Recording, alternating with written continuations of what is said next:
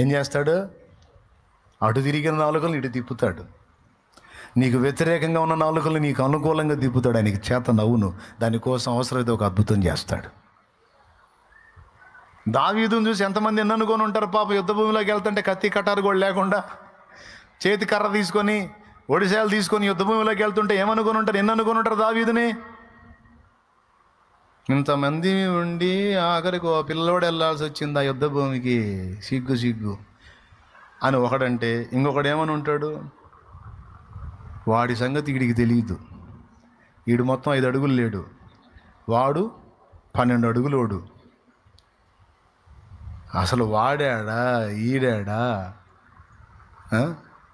వీడు పిల్లోడిలాగా ఉండకుండా అని ఒకడు అంటుంటే, ఇంకొకడు వచ్చి, పిల్లలకి ఏం తెలిసిద్ది, మన రాజుకు ఉండాలి బుద్ధి, ఇదేమన్నా గొర్రెలు కాసే పనే?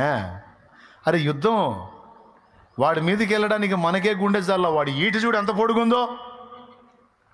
ఆ ఈట తీసుకొని ఒక కేటు వేసాడంటే ఈడు ఆడుంటాడు.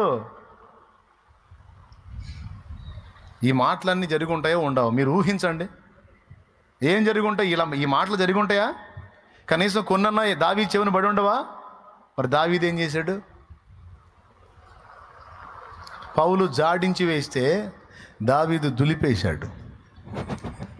దేవునికి స్తోత్రం కలుగును గాక.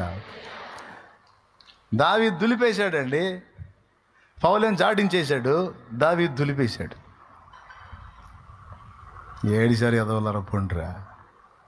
నేను బలవంతుండని వాడి మీద యుద్ధానికి పోతున్నా. మీకు సిగ్గు లేకపోతే నాకుంది, మీకు రోషం లేకపోతే నాకుంది.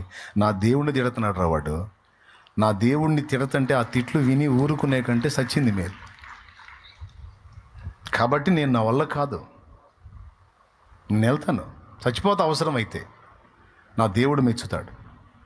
నన్ను అంటంటే ఆ మాటలు పడలేక చావుకు సిద్ధమయ్యాడు నా కుమారుడని నా దేవుడు మెచ్చుతాడు. మీ మాటలు ఎవడికి కావాలి పొండ్రా అని దులిపేసిపోయాడు.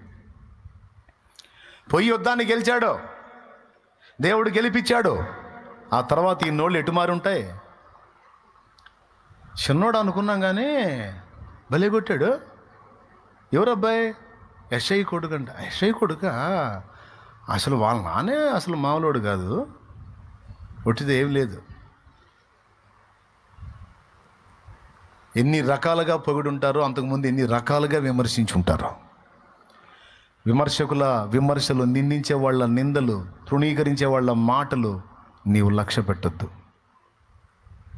హల్లెలూయా, హల్లెలూయా. దేవుడు ఏం చెబుతున్నాడో, దేవుడు ఏమంటున్నాడో అది ఒక్కటే చూసుకో నువ్వు. కొంతమంది మహా సెన్సిటివ్ అండి, ఊరికి ఏడుస్తూ ఉంటారు. ఎందుకు ఏడుస్తున్నా అంటే, నన్ను మా వాళ్ళు ఇలా అన్నారు, అలా అన్నారు, అలా అన్నారు, ఇలా అన్నారు, అలా అన్నారు. గుంటలో బూడిసిపెట్టిన కూడా తవ్వుకొని మళ్ళీ బయటికి తీసుకొని గుర్తు చేసుకొని మరి గుల్ల అయిపోతుంటారు. గుంటలోకి వెళ్ళినవి కూడా బయటికి తీసుకొని తవ్వుకొని మరి వాళ్ళ మాటలు పట్టించుకునేదే. నిన్ను అన్నోళ్ళందరూ సిగ్గుపడేటట్టు చేస్తాడు నా దేవుడు. ఆయన వాగ్దానం ఉండలా నీకు? నిన్ను నిందించు వారి నిందలు నా మీద పడెను, నీ నిందను కొట్టివేసి నీకు ఘనతగా చేస్తానని చెప్పలా? వాళ్ళ మాటలు పట్టించుకునేది ఏంది? దేవుడు అన్నాడు ఆ మాట? జనాల మాటలు పట్టించుకున్నాడు సత్తం అన్యాయంగా.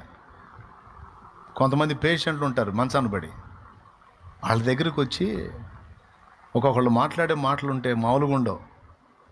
చూసిన వాళ్ళు సైలెంట్ చూసిపోరు, చెవులు కోరుకుంటారు వాడికి వినపడేటట్టు. ఏంది ఇట్టయిపోయాడు ఏంది అని ఒకామంటే పెద్ద జబ్బు. ఈ పండుకున్నవాడికి అర్థమవుతుంటుంది నా గురించి మాట్లాడుకుంటున్నారని. ఏ జబ్బు? ఫలానా జబ్బు. అమ్మో ఆ జబ్బా, అట్టయితే ఇక లేదుగా. ఆ మాటకి సగం చస్తాడు ఆ మంచంలో ఉన్నాడు. ఆ జబ్బు అయితే ఇక లేదుగా, ఎవడు చెప్పాడు లేదని? దెయ్యం మోహన్ దాన పక్కకు పో, ముందు సైతాన పక్కకు పోని తరిమేయాలి ఆ సైతాన్ని. ఇక లేదు గంట. యేసయ్య బాగు చేయలేని జబ్బు ఏముంది? ఆయన చిత్తం అయితే సచ్చిన వాళ్ళని కూడా లేపుతాడు ఆయన. అలాంటి వాడు ఆయన. చచ్చిపోయిన శరీరానికి మళ్ళా జీవాన్ని ఇవ్వగలిగిన వాడు ఒక రోగాన్ని బాగు చేసి నేను బ్రతికించలేడా? బాగు